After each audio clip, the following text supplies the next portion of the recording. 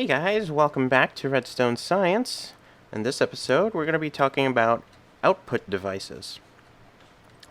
Now, here I have displayed pretty much all the output devices that we will be discussing. Pretty much all of them. What we have here is a dropper, a dispenser, a piston, a sticky piston, a wooden door, an iron door, a fence gate, a trap door, a note block, a redstone lamp, a hopper, and TNT. Now, each of these have their own function, and they all function based off of a redstone input. To begin with, I'm going to start talking about these guys here, since they're the easiest and most straightforward to explain. Doors, like regular wooden doors, you can open them and close them, but you can also give them a redstone signal to open and close. Do keep in mind that an on signal will keep the door open. Well, it won't keep the door open, but it will open the door. And an off signal will close the door. With a iron door, you can't actually open it without a redstone signal. It is the only way. Now, gates pretty much do the same thing as the door would. They open and they close. Pretty straightforward. And trapdoors as well. They do the same. You can open them and close them. The only real difference is that you can place them on top, towards the top of a block or towards the bottom of a block. That's really more of a decorative function. And really that's all I use it for, is it decoration or at the top of a ladder. Hardly ever use it for a redstone device. Next I want to talk about the TNT a little bit. Now, TNT will ignite with a redstone signal, and it will fall down to its lowest point. Here we are in a void world, so it's just going to disappear. And off it goes. Above here you have a note block, and that's going to play a note based off of what you set it to. You can right click it and it will raise the note volume, the pitch, right. It will raise the pitch until up to the note that you set it to, and then it will continue to play that note. Let me get rid of that, sorry. Every time you give it a redstone signal.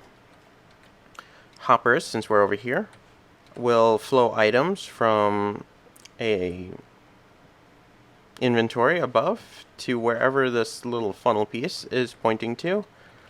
If it is not pointing to a valid inventory, it will house the items in there.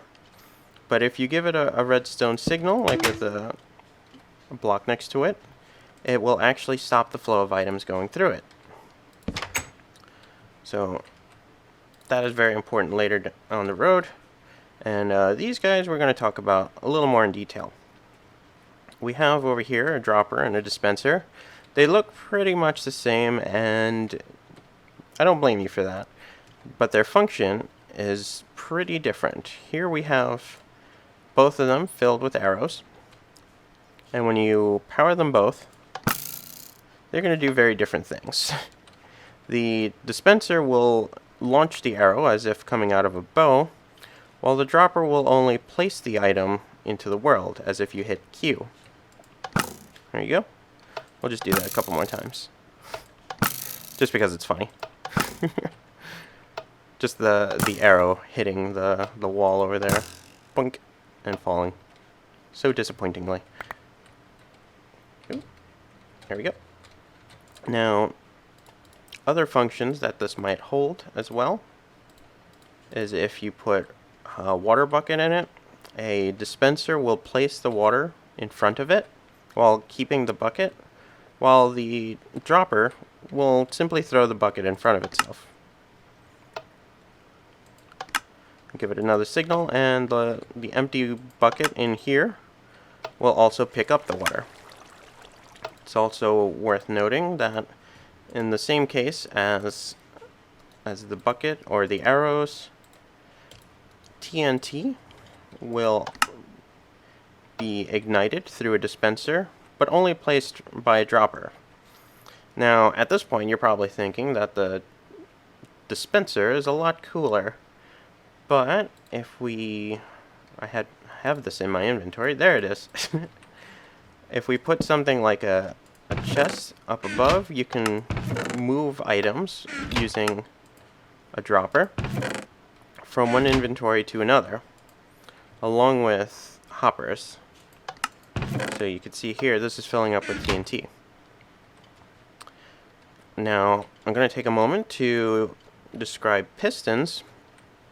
Over here we have a regular piston and a sticky piston. And I'm just going to put some blocks on top.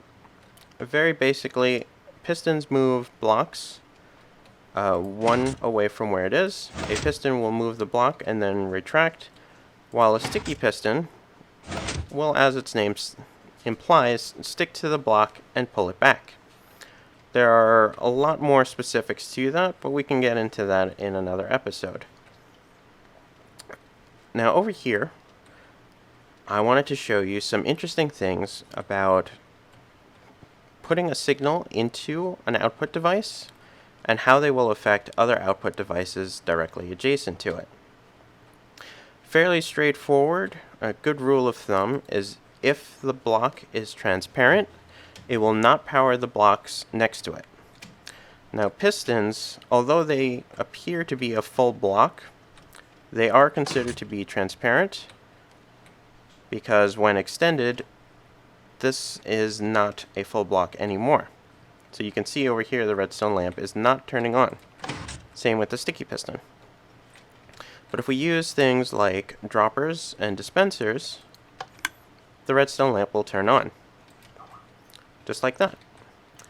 And over here, we have a note block and a redstone lamp. Same thing. The redstone lamp turns on, and over here as well. Now doors very clearly are transparent as they do not take up the whole block. Even though they take up a second space, they will not produce that bleed effect, as well as trapdoors and fence gates and trapdoors. And hoppers over here also do not take up the full block. They will not power blocks next to it. And TNT, although it takes up the space of a full block, it does not transmit a signal, because as soon as the signal hits it, it drops and is no longer a full block. So that's going to be it for this one. Thanks guys for watching, and I'll catch you next time.